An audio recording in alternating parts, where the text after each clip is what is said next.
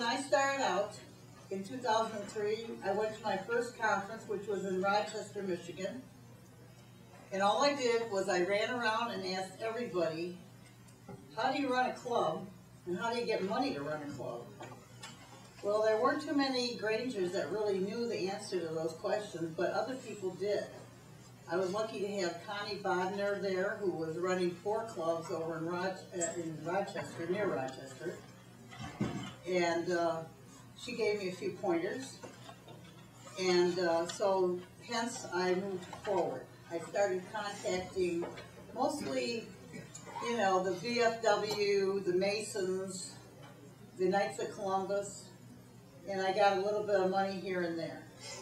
Well, I just thought, you know, this is not going to work. I don't think I'm going to make a lot of money just from these little organizations in town. There were no corporations. So I went to the Historical Society and I said, how would you like to sponsor a vintage baseball club out of the 1860s? We don't use any gloves and we wear knickers. And they said, we would love to, but we have no money. And so I went to the museum. Well, I got in the museum and I found out that, lo and behold, guess who runs the museum? The Historical Society. So they said, we have no money. And, you know, it was like, okay, what do I do now? Well, gee, I can start going to businesses. So I drove around. At that time I was driving, and I drove around and I went from business to business to business. Some would give, some would not. Because I didn't have a lot of marketing out there for them to appreciate or get into. I couldn't tell them that if you do this, I can do this, this, and this for you. So over the years, by the 2nd or 3rd year, I started developing my marketing skills. We developed a website, and also I went out and I made us a corporation. That's number 1. Once you do that, then the next follow-up is to get your 501c3. You have to become a corporation, and that was so simple. The first part was very simple. It took a 1 paper and you're a corporation, boom. But the second part took me over a year for them to get back to me from the federal government. And when they got back to me, they had all kinds of questions. And I went, oh no, I'm going to have to wait another year. Well, I sent them the answers to the questions because I had an attorney, I had a business person who was on our club. I did not pay 1 ounce of money to become a 501c3, except for what we had to initially pay the government, which was, I think, at that time, $150 or something. So when the questions were answered, I got it back in the mail, and guess what? We're a 501c3. I was ecstatic. But my problems were not all over.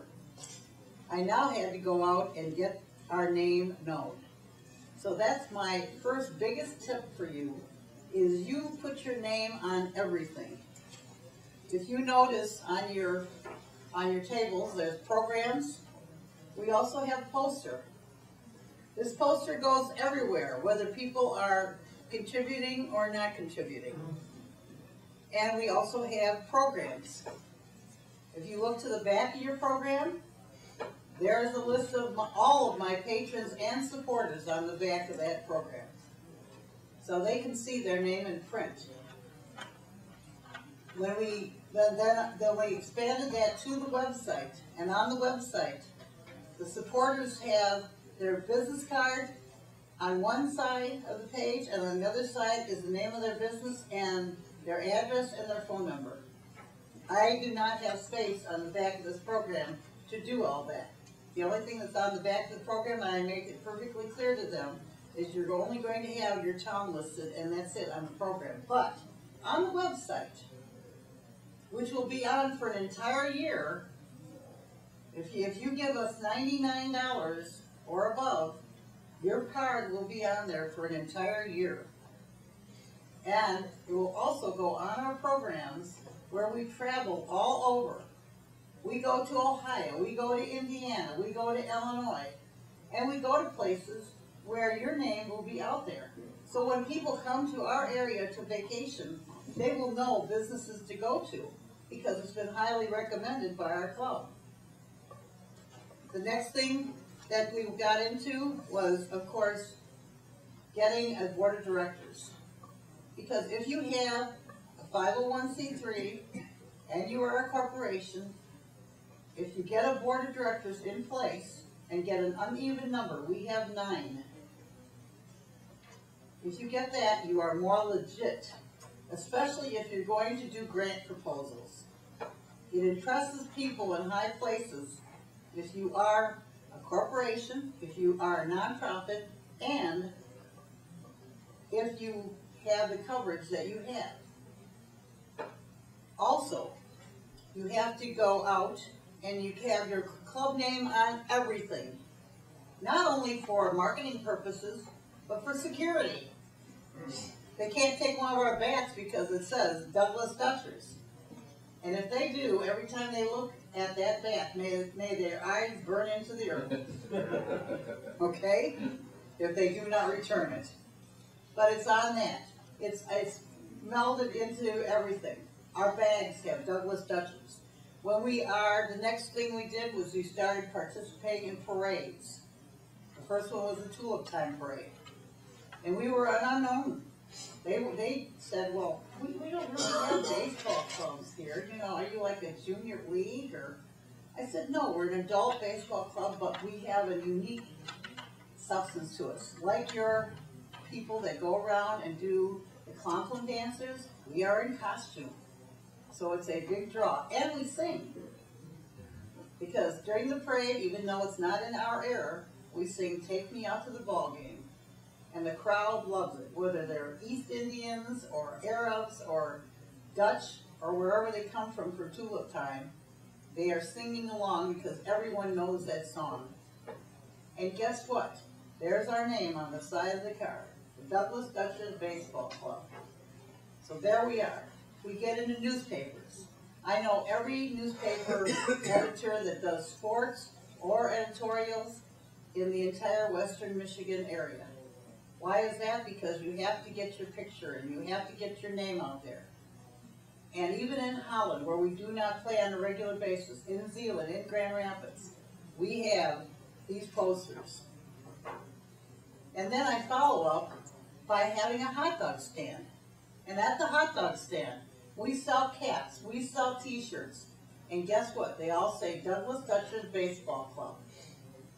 And it's the thrill of my life to go into a grocery store or a business in Grand Rapids or Grand Haven or somewhere out and about and hear somebody walking down the aisle and they have a Douglas Dutcher Baseball Club t-shirt on, or they have one of our caps. And by the way, one of our caps is on display for the silent auction if you'd like to see that. We also went to a more modern version, which people are eating up by the droves. And it's become a big fundraiser for us. The colored shirts, where it just basically says, look mom, no glove on the back. I thought they were stupid, simple, and absolutely ridiculous and not vintage. But guess what? The crowd loves them. They want them for their kids, they want them for the adults, they want them for everybody in their family. They want to give them away for Christmas presents. It's just great. And guess what? When they walk into Illinois or Indiana, Douglas Dutchers Baseball Club, right on their chest or on their hat. Now, the grants. Once you put in a grant proposal, you have to follow up with that organization. And there are grant books available, but there are many, many, many, many organizations, I can't say many enough, that will not give to an amateur baseball club. They don't consider us a real viable charity. But the ones that you find that do, you put your proposal in and you pray that you will get some money from them. But be prepared to do reporting for them. You have to put in the paper that you got a grant from them. But again, when you do that, there's your name in print. Simple as that. I think the funniest thing that ever was said to me in 12 years is one of my supporters said to me at the end of last season, well, Helen, how did you and Ron do with the club this year? And I said, we did fine. We won a few and we lost a few. And he says, no. He says, are you making a profit yet? And I said, what do you mean a profit? I said, first of all, I said, we're a nonprofit organization, and second of all, we're all volunteers. We don't make money. And he just kind of went, and then he looked at me and very seriously said, well, then you're crazier than I ever thought you were. So, but that was a great comeback, I thought. But and another thing that I've had to develop is an invoice. And for you that can see very well, there it is on, guess what? Douglas Dutchess Baseball Club official stationery. Our name at the top, that we're a member of the VBBA up here, our address and all the information that they need. And on there it says $25 to $99 is a patron. $99 and above is a supporter. And again, you have to emphasize, and I've been fortunate enough to sometimes raise a patron up from $50 to $99 by just saying, look at all the marketing you're going to get. Another thing I do is I bring in a different team every year, at least one club that has never been to Douglas, Michigan before. And why is that? Because then I can go to the city of Douglas, the city of Saugatuck, and all our businesses and say, you know, this year it's going to be really exciting because we've got the Rochester Grangers, or we've got the Chicago Salmon coming in here. They've never been here before. And we've heard that these people don't come back as a team, but they come back with their families and vacation because they're exposed to the lake and the beautiful area. So guess what? I've convinced the city of Saugatuck and Douglas that I'm contributing to the economic base of our area, which I am. And I take pride in that, and I do not step down when somebody might question that, because I'm right there saying, no, we do. Trust me. These people come to town, they stay in your inns, they eat in your restaurants, and they buy from your stores and your boutiques. So that sells the merchants to come forward every year. And some ask and have been asking for invoices. So I said, let's make an invoice, and I kept dragging my heels on it. Finally, last year I made an invoice, I sent them out, and people used it. This year, the same people who said they wanted invoices, nobody asked for them. So I'm going to have a lot of copies, and I'm sure somewhere down the road that I will be asked for an invoice, and I will be able to send them one. But guess what? That invoice is right on Douglas Dutchess Baseball Club, period. There we are. Also, inside our program, if you look inside, there's a page saying the Vintage Baseball Association. For more information concerning contributions and or the club, please contact. There's my name, my number. And that's how people. I actually have clubs that saw us last year. They followed us. I could not believe it. Families. That they went to Wyandotte, Michigan. They went to the Ohio Cup. And they came to Douglas and watched us play. And they come up to the hot dog stand and say, hi, Helen. But some of them I'm getting to know by first names. And they go, we're here. And sometimes I just say, hey, you know what? I think I'll give you a free hot dog this year. Would you like one? Yes. And where else in the entire area, tourist area, can you feed a family of maybe 5 hot dogs, fresh squeezed lemonade, peanuts, for under $30, and go watch a baseball game? How wonderful. What a great day. And those kids will remember.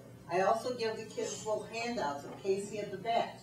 I make sure that everyone who walks into that park gets our program and the kids. Do you mind if I give your little boy one of these? And they at first go, oh, I don't really have to. And I go, it's free. And they go, oh. So they come up, and on their way out, I have a donation jar on the hot dog stand. And guess what? This mom goes, you know what? I'm going to give you a couple bucks. That was so nice of you. My little boy was just thrilled about getting that piece of paper, and he loves Casey at the Bat, and that's so neat. But guess what? It turned into money. Marketing, marketing, marketing. Okay? And that's what you have to do constantly. You have to be turned on all the time. You do the whole bit, like did you water your horses? Did you have a fine trip in your buggy? It's a close day. Did you bring a fan? I hope you can cool down during the game. And you talk to them, and you sell them on not only vintage baseball, but you sell them on the Dutchers. And they come back over and over again. They make sure that they see your website. You refer them to the website for the next year's schedule. It will be out by November, the latest December. Please come back and visit us. And when they come back, they buy hot dogs, they buy sarsaparilla. We're going to be trying to do our sarsaparilla again this year. We sell little pins. They are modern, but it's the best we could do. And so those sell for $4. The hot dogs, the lemonade, the peanuts, all $2, but I also have a big seller, Cracker Jack. And I sell those for $1. And I'm making some money. And there was a big controversy in my club this year at the banquet saying, well, you know, when I'm not feeling real well, we don't think you should run the hot dog stand anymore. Wouldn't you like to enjoy the game? And I said, even when I watch the games when we're away, it makes me nervous. I'll get out and I try to talk during most of it because I get too crazy watching the game, so I have to control myself. So no, I wouldn't enjoy watching the game more. And another thing, who's going to sell the caps and the shirts? And I even have little pieces of jewelry, costume jewelry. And little boys buy this. They go, I'm going to buy this because my mom's birthday is coming up. And he can get a shiny bracelet for $1. And isn't that great? I have a little jar out there with just costume jewelry. It might be one earring, it might be a bracelet, it might be a ring. But I sell them because they just love them. You know, they just love to buy that stuff. Follow through. And by the way, I forgot to start out with this. The worst job I have running this baseball club is getting this money. I hate calling these people up, even the ones that are really nice and say, oh, Helen, oh yeah, well, nice to hear from you. And then we chit chat and bring ourselves up to date, what everybody's been doing. How's your business doing? Did you have a good winter? Did you have any customers on the weekend? How about Christmas? You know, I do that. And when they send me a donation, I show respect for them. By how? I have pretty little stationery that costs a lot of money. It doesn't just have a thank you in it printed, but inside it's blank. And I say, dear so-and-so, or to all at Coral Gables Incorporated, we so appreciate your donation. We feel so privileged to have you on our program. Thank you so much. We hope you have a wonderful season, and we hope that you can take a respite away from your business this summer and come and watch us. And we're also going to Mackinac Island. We're going to the Tulip Time. We're going here. We're going there. And thank you again. Because what I do is when I get a check, I write the note, I write the receipt. Of course, you send them a receipt because we are 501c3 and it is deductible, and you really emphasize this to them. And then I have a little book that doesn't look as neat as this one. And in their book is their name, address, the contact person, and how much they gave last year and how much they've given since the very beginning. So when they forget, well, how much do we usually give you? Do you remember? Oh, yes, and some I know off the top of my head. But I have that Bible to look in and say, well, you know, last year you gave us $150. And one gentleman who usually gives us $125, it's like right across the board ever since he's been on, basically, he sent us $150. Well, I waited until 4 o'clock when his restaurant's closing and he's almost walking out the door, and I go, that's the only time you get a hold of Terry. Hi, Terry, this is Helen from the Dutchers. Oh, hi, Helen, how you doing? What's up? Well, you know, you sent us a check for $150. You usually send us $125. Would you be upset if I sent you a check back for $25? Because I don't think it's fair for me to take that. And he says, no, that would be wonderful. I really could use the money. Thank you very much. And I said, well, thank you again for your donation. And how's business doing? Are you doing well this summer? Oh yeah, it's been pretty busy, you know. Well, I gotta go. Well, thank you so much. And guess what? The next year, he sent me $150 just 1 year. And he put a little note, because you were so honest to call me up and pointed out that I sent you more than I usually do. This is what I'm doing this year. And no, it's not a mistake. Do not send me a check. And I can do it this year. It may not be every year, but I'll do it. One of my patrons in Chicago, he not only gives us donations, but once in a while when we come to the city, he gives us a free day at his business. And that's just wonderful for the whole club and their children. And that's just like a kudo that you get from being nice to these people. If somebody loses somebody in their family, and you know about it, you send a sympathy card, but you send something else. You send a plant. And you say, our deepest sympathy to you and your family, so-and-so, and name the person, put the name in there, will be sadly missed. We're so sorry for your loss.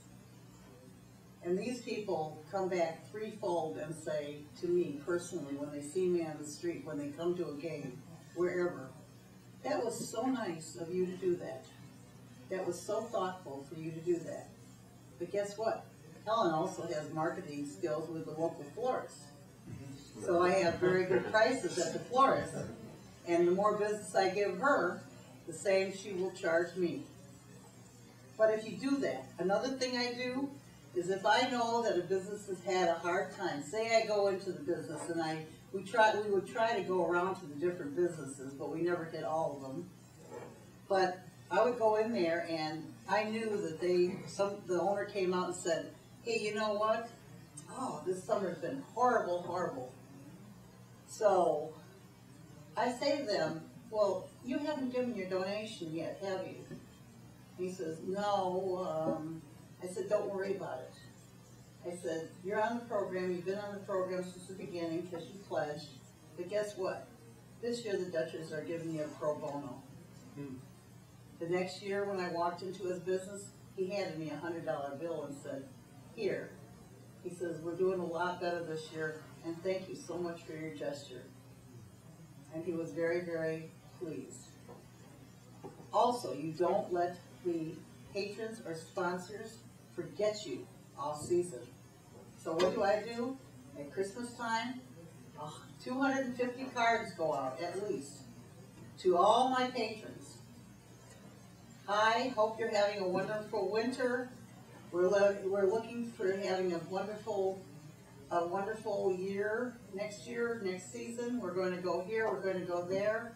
And we would be so excited and privileged to have you back on our program again. Thank you so much. And I might have the one part printed out, fondly, Helen and the Douglas Dutchers Baseball Club, but up above I always put a personal note in each Christmas card. A lot of writing, a lot of time, sure. But guess what? I want these people to know I care about them, that the Dutchers care about them, and that they're valuable to us and to the community. So that's what you have to do. You have to show them respect, because then they will show you the money. So, possible problems? People that pledge and never, ever, ever give me a check, I never go back to them. Once in a while I think about it, but then I go, oh man, remember November, December, January, you're still asking for the donation? No. And I never go past November 1st asking anybody for the money. And if you call somebody who's been a regular contributor or even is new and they go, no, I don't say, well, why not? What's wrong with you? I'm sure you got a lot of money. You don't do anything like that. You are not nasty. You are very pleasant. And what you say to them is, well, okay, that's fine. I just thought I'd call and ask because I'd really like to have you on our program and in our website, but do you think we have a second printing in July? Do you think I might be able to call you again? Do you think things would be a little bit better, that you might be able to do a contribution then? And sometimes they say, sure, give me a call and I'll see where I am. Sometimes they'll say, nope, we've given for the year, So what I ask is, when is a good time to approach you so that I might be considered next year?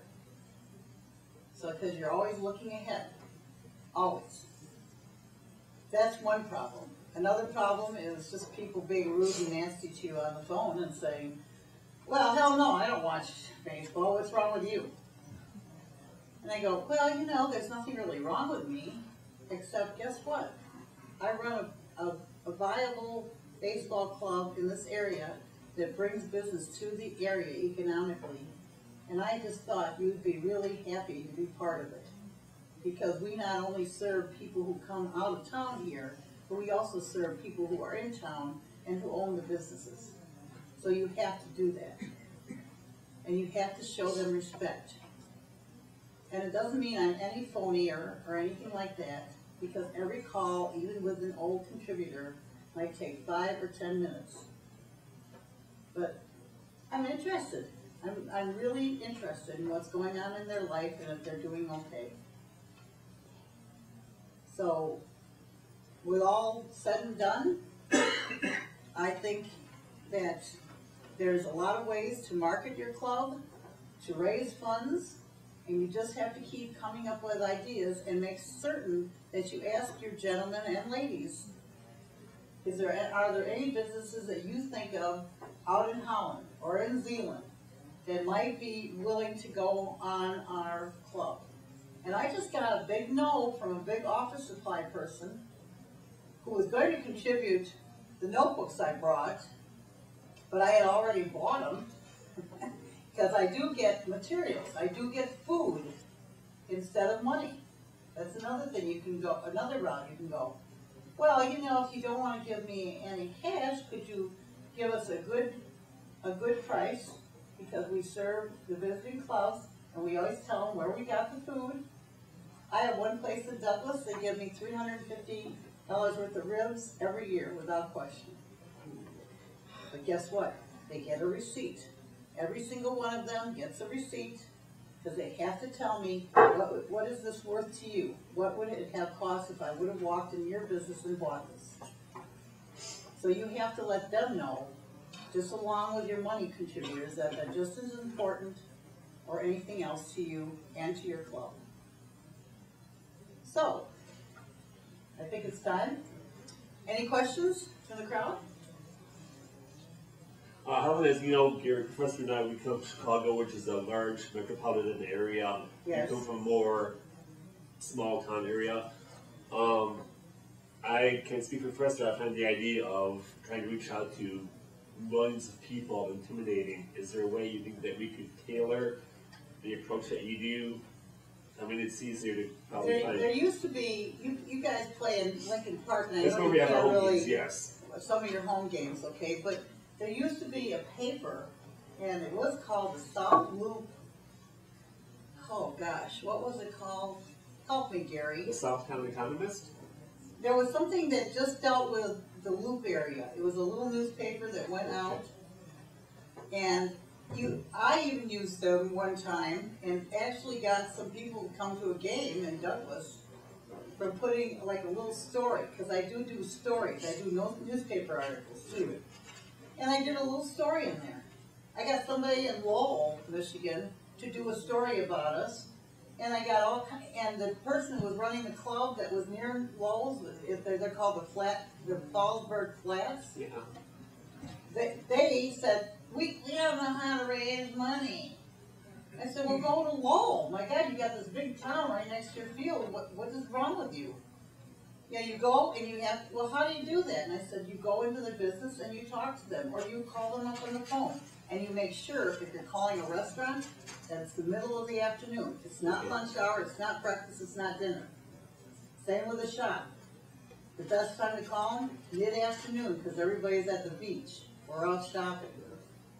So with your club, your particular club, I would suggest that you go to smaller papers in the area, because you can't really let Lincoln Park know that you're officially playing there. Right, yeah. I've heard that phrase.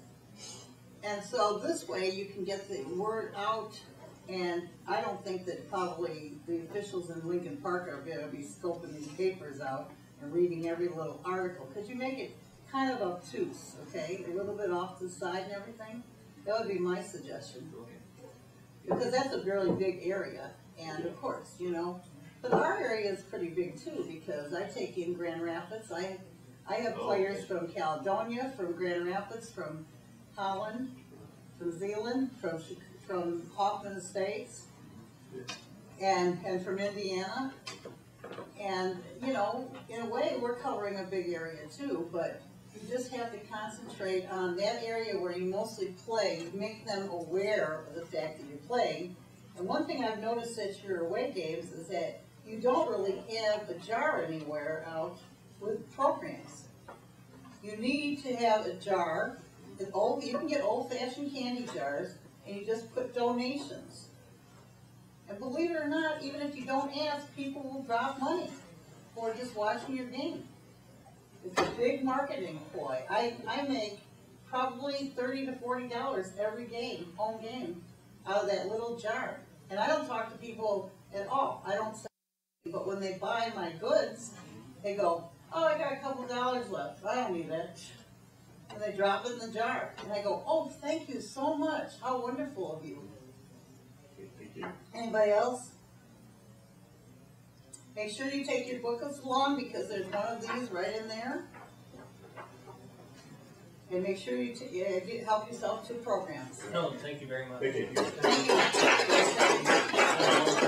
you.